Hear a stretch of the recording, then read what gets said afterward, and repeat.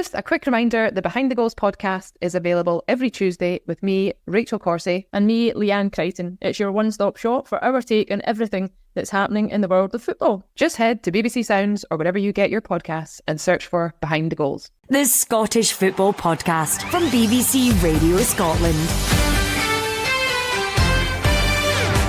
Welcome to this latest edition of the Scottish Football Podcast with me, Alistair Lamont.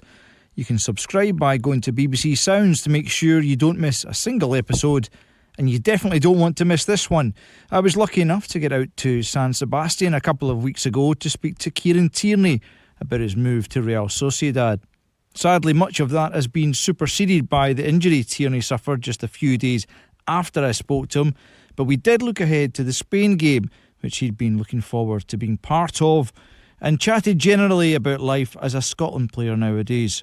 And I started by asking just what it's like to be part of a squad that's very much moving in the right direction. That's brilliant, man. I think when we go away there as a team, it's like a club feeling together. Everybody loves going, and I think that's probably the main thing that's changed. Everyone is like speaking so positive about it. The results are positive, the fans are positive. I just think it creates a good atmosphere, a good environment for everyone. You see when we go to the games, like even Georgia at home, they rained off for about an hour and a half or something. You walk back out and still full stadium, like it doesn't bother anybody. That was a strange night, wasn't it, inside Hampden? Nobody knew. I mean, I think the Georgians wanted the game off, really, didn't they? How was it to be a part of? It was weird, because he came in, or the kick-off. No, we played like the first 5-10 minutes, wasn't it? And Cal scored, so we played that. Game abandoned and sitting, no what's happening, and then warm up again, back out, back in, back out, back in. So you had no idea. I don't think they wanted to play at some stage, but they had to play or it was getting played the next morning. And then, as you said, like the fans, you come out and the fans are still there, still singing. Like if anything, it made the atmosphere more memorable for everybody. So yeah, it was a great night. A really important 3 points actually that night. It makes you feel so proud when you play for Scotland, represent your country, and to do it when there's such a good feeling about the place. And I think a huge part of it is to go to the manager and his staff, the effort that they've put in to create this environment. It doesn't just happen. You don't just go and get results by luck. Like it's created on the training pitch, and you spend a lot of time in the hotel. They put a lot of work into their meetings.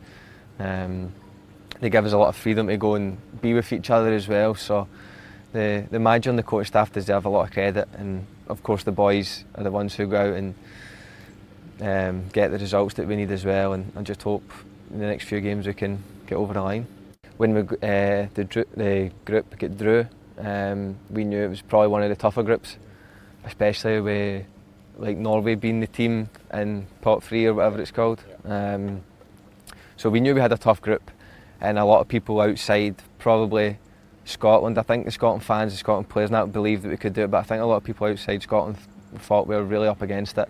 But we had the belief, and so far the results have shown that. The game out in Oslo, when clearly we were 1 down. Now I think maybe you were off by the time we got the turned the game around, but just give us your reflections on that game and what a massive result that was. Yeah, massive. Absolutely massive. I think at the time you're 1-0 down with a couple of minutes to go, you're thinking if we nick a goal it's probably a great result, and we nick the goal and then kick off again. I think it was only maybe 30-40 whatever it is after, and we have a good play through, great switch of play, lay off, and it's a goal. Like I think to have that hunger to go and get the win, like although your mindset 5 minutes earlier could have been a little bit different, where maybe a draw is a good result away to Norway, couple of minutes left and you're down a goal, but I think it does again show how far that we've came, that we want to go and get the 3 points, we want to go and get a win. And I think the reaction, because I was on the bench at that time, the reaction was brilliant. And I think you see pictures of it's like every member of staff, every player all hugging, jumping about, and I think that's one of the most important things, is you need to be a team player when you go there, because not everyone can play, but there's 25 years or 23.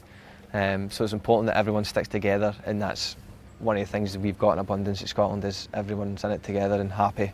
Like who's playing, who's not playing, everyone's happy for each other. And if that was a statement of victory, then of course the the win over Spain at Hampden. I mean, that's just a massive result. Any way you look at it, isn't it? Yeah, and then like we know playing against Spain, you're going to be up against it, and a lot of time you might not be on the ball. And the manager showed us before the game when they last beat Spain at Hampden or something. I don't know how many years ago it was, but he's like, you've got a chance tonight to kind of write a little part of your own history. And we managed to do that, and it was a great night all round. 2 good goals, McTominay absolutely flying. So yeah, it was a great performance by everyone, and a great result. Maybe for the fans, the England result was like almost a timely reality check, but what can the players take from that? I think the friendlies that we've got have been organised for a reason. Like we've got France in a friendly as well. Yeah. So I think you're playing top opposition, world class players all over the pitch.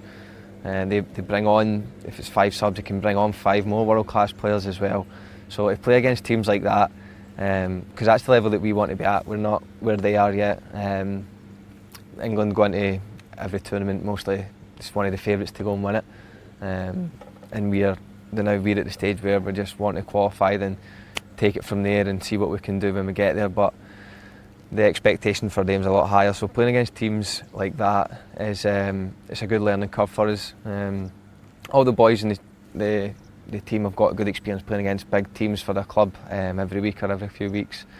So it's just more of a test and learning, and you watch it back when we go and meet up. We'll watch it back and how we could have got better, how we could have done this, how we could have done that, and there's also some good things that we've done as well that we just need to keep doing as well.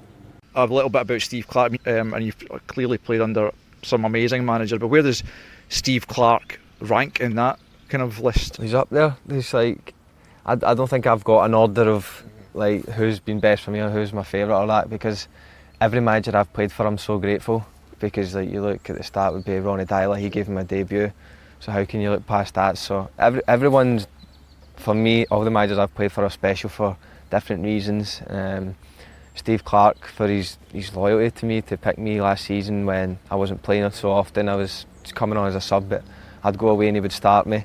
And he gives me this belief as well, as you can see throughout the team, that you can go and play well against these teams, you can go and keep the ball. So Steve Clarke is very important to me and has been very important for my career, and I'll always be grateful for that. And I remember when I got the move here, I told him thank you, because maybe the national team games was some games that they came and watched, and it could have changed somebody's opinion, and that kind of kept me going at some stages last season, because I had that to look forward to go and play as well. How do you like that role of left centre back? I mean, you still obviously bomb forward quite a lot, but it's clearly it's a different role, especially from the one you're going to be playing at Real Sociedad. I think. Well, is it 4 or 5 years? I don't know how long I've been playing it for Scotland, but I think at the start it was maybe more of a talking point. But I think now, because we got to the Euros last time, we've had some big results. It's not much of a talking point now, like being out of position. People just assume now that's your position. I've got 40 caps here or whatever it is. So there's no something like, I don't need to change the way I think of that now, because it's a bit more natural to me, because I have been doing it for so many years. And if there's anything that I do need to ask, I'll just ask one of the staff to see some videos or see some footage, and the help's there if I do need anything. But I'm feeling like it's more comfortable, because even stages in my Arsenal career I played there, stages in my Celtic career I played in the back three as well, and sometimes even a back four for Scotland, and that would be centre back. So something I'm more natural to than I was maybe 5-6 years ago. It will be a tough game out in Seville against Spain. Is that now the kind of game that you and the squad go into believing that it's not beyond you to get a positive result? I think you need to. I think there's a point in going into a game with no chance, or believing that you've got no chance. I think belief is a big thing in football, and it's the same as Spain at home. Like it's a tough game, it's the same team. It's a game where nobody kind of fancied us to go, except probably again the Scotland fans and the people in the changing room. So it'll be a tough game, there's no doubt about it. A world class team, away from home. They need to win as well, kinda. They need to keep winning to go through, and to everyone wants to top the group, so it's a game that both teams want to do really well in, and it's a game that we believe we can go out there and do our best. 2 or 3 of your teammates here are in and around the Spain squad, and I think both Marino and Oyarzabal played at Hampden. Are you at the level yet where you can have any sort of banter with them about that kind of thing? Yeah, so Marino's English is very good, so I can speak to him about it. And we've spoke about that game before, and we spoke about the game coming up. So yeah, there's a bit of banter about it, but we'll see what happens. But not in Spanish? Not in Spanish, not yet anyway. And so just what would it mean to you to get back to another Euros, second in a row of course, and be competing out there in Germany next year? Yeah, it would mean a lot. I think the Euros this year would be so exciting because you'd have all these great stadiums, there'd be full capacity crowds again, and we've got now a bit of experience in the tournament from before, but it's just steady on until we get there, hopefully, and then once hopefully that we get there, we can start to look forward to it. Kieran Tierney there, speaking just a few days before suffering the injury that will rule him out of the rest of the Euro 2024 qualification campaign. A big miss certainly, but hopefully by the time he's fit again, qualification will be well in the bag. A draw against Spain will be enough to cement a place in Germany, and you can follow all the build-up and action from that game across all of BBC Scotland's sport platforms over the next few days. That's all from the podcast for today. The Scottish Football Podcast from BBC Radio Scotland.